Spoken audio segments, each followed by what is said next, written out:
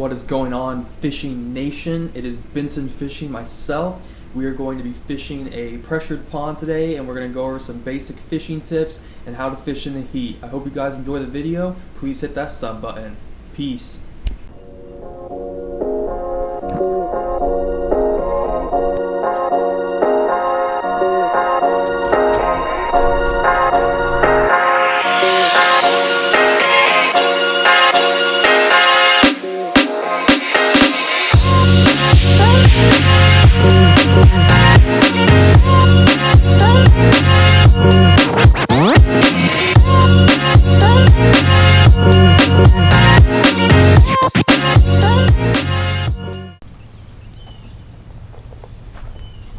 Alright, what is going on, guys?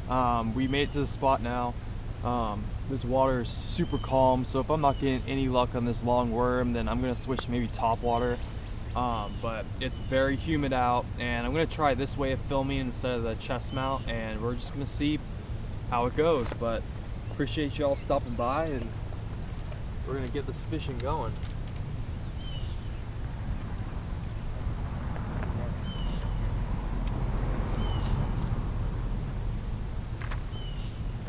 But today we're throwing the 10-inch worm with a tungsten 1/4 ounce weight, and then a 5/0 hook on that, and then we got it paired up on the Vengeance Abu Garcia rod with the SLX on there. It is not a DC, but I don't care.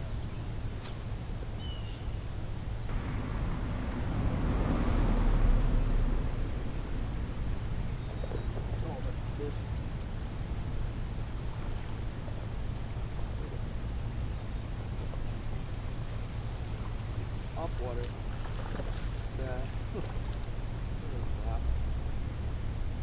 All right, 10-inch worm.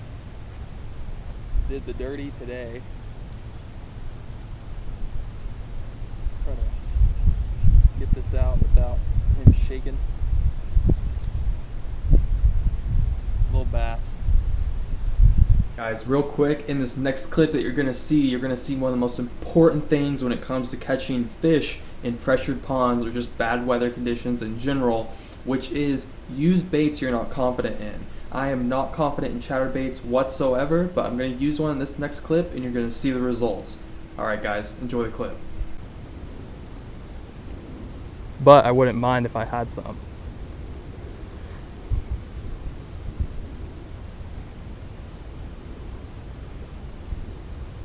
I feel like I should still try to throw my chatterbait over there. That's what we're gonna do now. Put that rod down. Get this one white chatterbait. Let's see if I can get anything done with that. I feel like I should. Just never know. Alright, this is the first time I've... Oh yeah, that's smooth. Had this reel on this rod. Just want to see if I can get anything.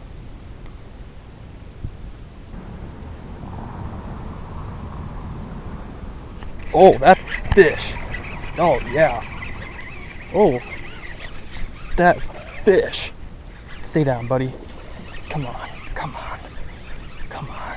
Stay down. Yeah. Oh, man, that's a tank. White chatterbait. Nice fish. 3-pounder. That is a good 3-pounder.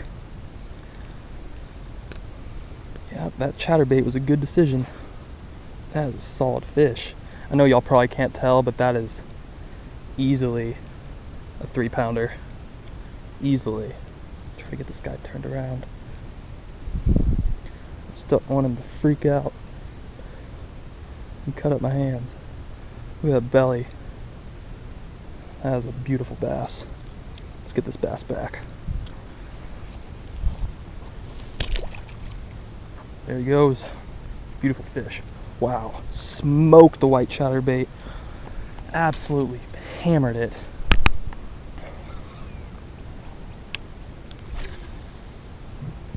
Alright, so our goal today is to fish this whole flat area here. There's a ton of like timber, like right along in this little like nook right here, I guess you could call it. And we're just gonna pick this place apart, fish by fish, and we're gonna see if we can get anything.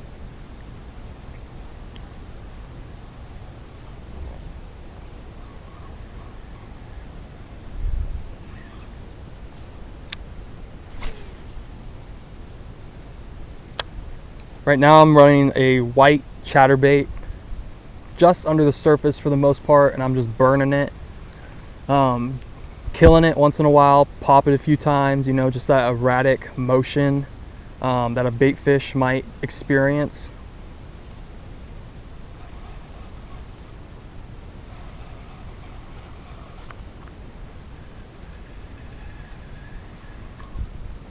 And the thing is about these chatterbaits is I don't use them a lot, but I know they're good at covering water.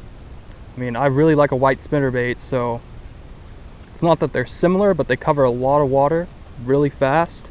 You can fish them deep, you know, and have a lot of luck on them. A lot of people's PBs are in these white chatterbaits, or just chatterbaits in general. Oh, I just almost had a very bad backlash, but I saved it.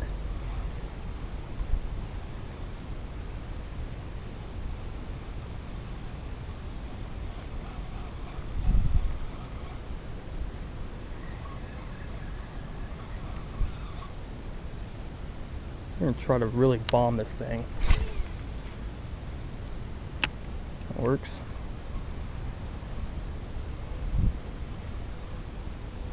I'm just waiting for that 5-pounder. I know there's multiple of them in here, but we gotta give them something juicy to bite. I mean, any of these casts could be a 5-pounder. You never know, and that's one of the main reasons why I love fishing so much. Is any cast could be that cast that you're gonna remember forever, and so that's what keeps me out here, you know.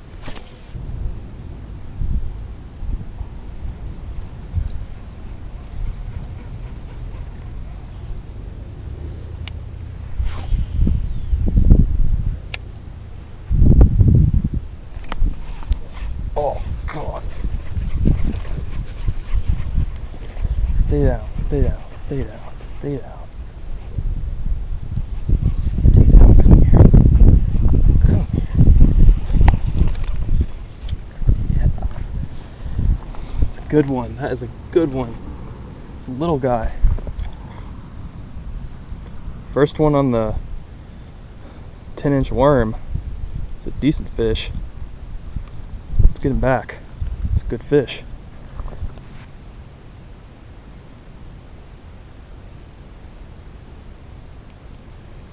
But like when you show up to a pond, and if you have 2 rods, I'm going to assume that was a bite and I missed it like an idiot. I'm going to assume that you have at least 2 rods. If you have 1, that's fine. But you want to work top to bottom for the most part. Man, they bit off the end of that worm. You want to work top to bottom for the most part. Start with like a popper. Cover the water with a popper, get nothing, and then go down the moving bait that's gonna get them those suspended fish. You're gonna want throw like a chatterbait, swim jig, spinnerbait, you know, anything that's moving, anything that mimics a bait fish, maybe even a little swim bait. And then you're gonna throw that after your popper. And if you get nothing on that, then start bouncing something off the bottom. That's when you reach into your soft plastic bag. That's when you start throwing your worms. That's when you start throwing your craws. You know, and if it's real hot, you're gonna want to be throwing those big curly tail worms. Zoom makes a great one. And they're absolutely loving this thing today. In fact, I need a new one, so we're gonna rip that off, start fresh. Those big worms, even lizards. Lizards are really good during the summertime. Also, like white fluke, great one too. But today we are throwing the big June bug colored curly tail worm. It's about 10-inch worm. Might be just under that, 9.5, something like that. But we're throwing that with a 5/0 EWG hook with a 1/4 ounce tungsten weight, just to really get through that brush. Working it honestly pretty fast today. Some days they like it when you really slow it down and pop it off the bottom, but today they're biting the really those reaction strikes, when you pop that worm and they just come up and gulp it. So just every day is different, and you're just going to want to change up your flow. And if you're not catching fish, change up your flow again, change up your color, change up your depth that you're fishing it. And if all else fails, change out your line. Switch to like a monofilament or especially like a fluorocarbon, so they can't see that line, because if you're fishing in a really pressured pond, then they can see that braid and they will not bite if they see that braid sometimes.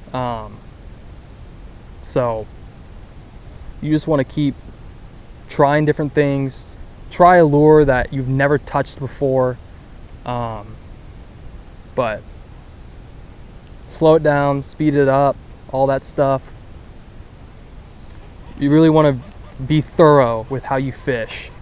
You don't want to just immediately start saying, oh, I can't catch anything, oh, I suck at fishing. Some days you won't catch anything. Some days you'll catch everything.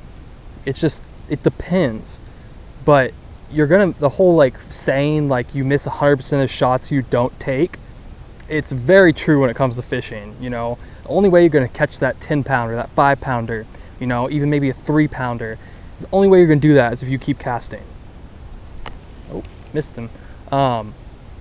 So change up your flow. Do not just stick to one thing. That was a big mistake I made when I first started bass fishing. I just would constantly throw the same thing. I would only throw one thing, and that was the white spinnerbait, and I would catch fish on it, so it was almost like it was enabling me to continue to use it because I would catch fish on it. Takeaways from this entire video on how to catch bass in pressured ponds is use different lures, fish different depths, and just be patient, all right? Just be patient. Keep on casting. Don't give up, because you never know if you're going to catch a big fish or not if you don't try. Have a great day, guys. Thanks for watching. Please hit that subscribe button. Peace out.